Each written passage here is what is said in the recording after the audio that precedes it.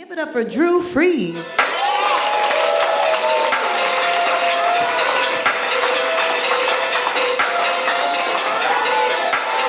right, when I say Drew, you say freeze. Drew! Freeze! Drew! Freeze! So I'm a father. I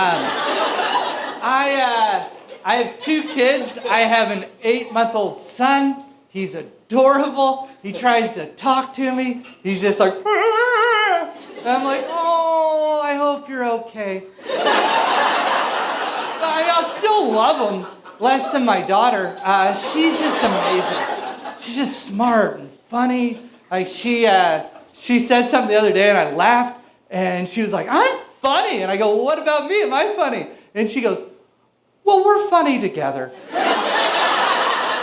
She's amazing. There's nothing I wouldn't do for her, and I mean that because I've done things for her that will scar me for the rest of my life. My daughter, when she was 8 months old, she had a horrible diaper rash, and we had to apply an ointment on her genitals. And before we put the ointment on, my wife told me there could be no moisture down there, so you're going to have to blow on her vagina. And I go, are you out of your mind? I go, I'm not blowing on my daughter's vagina.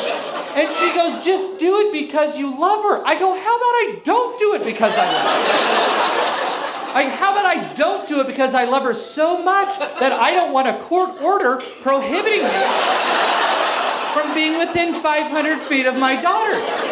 Because that's what'll happen. If I have to go in front of a judge and the judge asks me, did you blow on your daughter's vagina? And I go, yeah, because I love her. Like, that's what'll happen. So I go, I'm not doing it. Cut to 3 o'clock in the morning. I'm changing my daughter's diaper. My daughter, who has my eyes, which they say are the window to the soul. So things aren't always going to come easy for her. And I'm changing her diaper.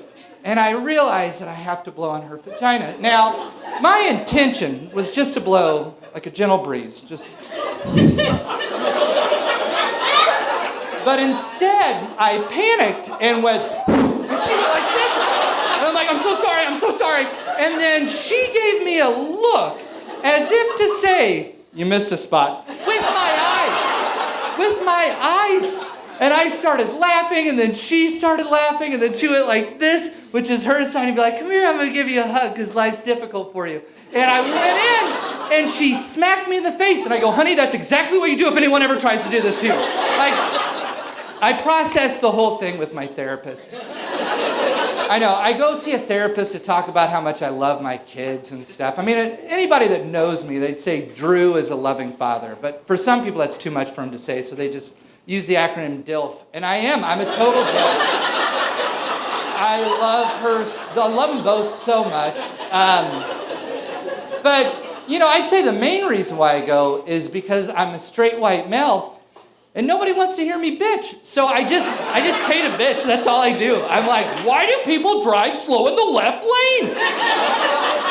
And we gab about stuff like racism.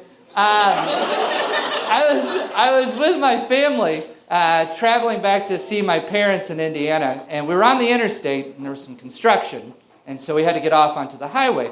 And as we're on the highway, I started seeing more and more Confederate flags. Now, if you're not familiar with the Confederate flag, well, it's a bit of a red flag. With an X in it, and what it means is if you have it on a flagpole, or on your pickup truck with dangly testicles, or on your mobile home that always remains stationary, it means you're a racist. And some people will be like, well, it also means state rights. But the only people I've ever heard say that are white and racist. That's it. So as I'm in the car, I just started getting really sad because it wasn't until that moment that I was driving that I realized that my children are going to have to deal with racism. And the reason why I said that is because my wife is black, so my kids are black. It's called genetics. And I'm what many people refer to as super duper white. I've never had had to deal with racism. I mean, sure, I've been called a honky, cracker, dumb white bitch, but I feel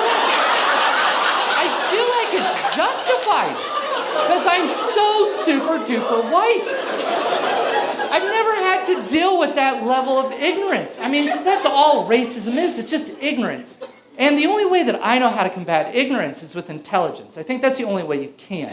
So in that car, I made a decision. I'm like, you know what? I'm going to bone up on my African American studies for my family. So I watched the last couple years of the BET Awards, and I'll tell you, wow. Oh, hell of a presentation. Oh my goodness. The dancing in it, so much better than the CMAs. And the speeches that everyone gave, oh, they were so motivating. But in a lot of the speeches, they started talking about police brutality. And I began to have a panic attack because until watching the BET Awards, it had never occurred to me that I have 2 black children with the last name FREES. Do you know how terrifying that is? An officer is going to think they're being non-compliant, and they're going to think the officer knows them somehow. Freeze! Hey, you got it! Like that. So I'm like, what am I going to do? How am I going to protect my children from those who are hired to serve and protect my children? And the only thing I could think of was that I'm going to use my super duper whiteness. When they get their license, I'm going to ride with them wherever they go. And it got me thinking. I was like, well, maybe I could use my super duper whiteness to help others. But how? And I couldn't come up with anything. I mean, I'm awake, but my goodness, I'm not woke. So I couldn't think of anything. And then all of a sudden it hit me. You know, most black people don't have a white dad. So I'm in the process of developing a ride-sharing app. It's for black people. I named it after myself. It's called Droober. And basically, how the Droober app works is, let's say you're black, and you're running late to work or to pick up your kids, or you just simply have a taillight out.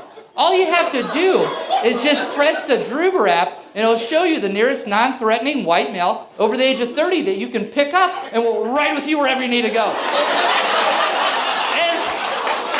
And then when you're done with us, you can just drop us off at the nearest Trader Joe's or Whole Foods. We always have shit to pick up there. Guys, thanks a lot.